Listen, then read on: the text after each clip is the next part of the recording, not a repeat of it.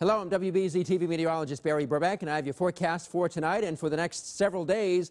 This is one of the pictures that we got yesterday from that just past full strawberry moon last evening, taken from Jamestown, Rhode Island, looking at the Newport Bridge. And how beautiful is that? What perfect placement of that. That is a real picture. It's not a fake news. Anyway, it looks like a lovely shot, and we'll see the moon again tonight as the sky becomes mostly clear once again. So watch that moon.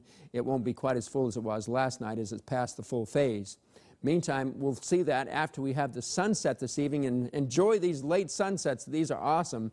Today's sunset at 8:21. The latest sunset occurs on June 26th, when it's almost up to 8:26. That doesn't quite make it in Boston.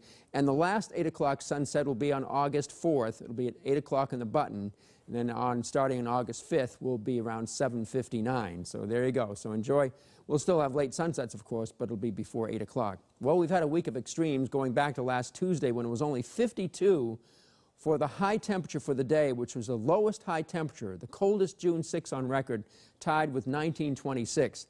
Actually, when that 52 occurred, it was like a little bit after midnight, and when the normal time of the day when we have the high temperatures, it was mostly in the upper 40s in Boston during that time frame. So you compare that and contrast it to what we will be having tomorrow, 94. So that's quite an interesting turnaround, a complete reversal in the weather pattern, which started out like this with all that cold air in the northeast, went away, big ridge of high pressure building offshore, Bermuda high, so to speak, and that's ready to pump the Triple H weather our way for 3 days. So that means we will be having another heat wave, which we had already won back in May, the second earliest heat wave on record in Boston on May 17th to 19th with these 3 temperatures there.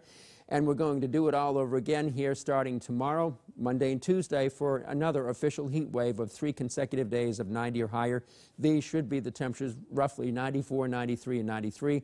So 2 heat waves before June 14th in Boston. It's never happened before. Some records were started in 1872. The number of 90-degree days in Boston over the last several years, you can see how many we've had. On average, it's 15. Last year, of course, we soared way above that at 22, which we were predicting. And the 2 previous years, we had a pretty good numbers there as well, predicting low numbers in 2014. Right now, I've already picked 14 for this year, which matched 2015. And we've already had 3, going to get 3 more, definitely. And so that means will there be only 8 more days after that for the rest of the summer? Hard to imagine, but anyway, the pattern doesn't seem to be supportive of as many 90-degree days as we had last year, that's for sure. We've had a lot of blue squares the last several days in June. The mean temperature so far is way below average, but we're going to have 5 red squares added to the next few days, thanks to these temperatures starting tomorrow at 93 to 95, except, of course, 70s on Cape Cod. The rest of the nation doing pretty hot as well. Lots of 90s out there. The cool corner this time around will be in the Pacific Northwest. So nothing but Triple H all over the place. Some severe weather coming up late this afternoon, this evening, continuing out here as this high-pressure center builds and pumps the air our way. So tomorrow's high should be, again, around 94. 67 at Nantucket, though, and 76 at Hyannis. So if you want to be cooler, these are the places to go to down here. The rest of the east coastal beaches is going to be pretty hot tomorrow. So it looks like after we go through, the sky is going to be clearing up tonight. After we had a few isolated showers today and partly cloudy sky, it'll be clearing up, so you'll see that moon. And tomorrow it's going to be completely sunny all day long, no interruptive clouds at all, unless a few low clouds come up from the ocean and try to flirt with the islands of Cape Cod. So that's about it. And the dew points are going to be climbing. They've been climbing today. Now they're in the upper 50s. Tomorrow mid-60s, so it's getting more uncomfortable, more humid. Very uncomfortable by Monday afternoon, and oppressive here on Tuesday before it takes a big dive and we go down to about 51, back to more comfortable air on that would be Wednesday, and that will continue through Friday. Pollen levels will be high for the next few days as well.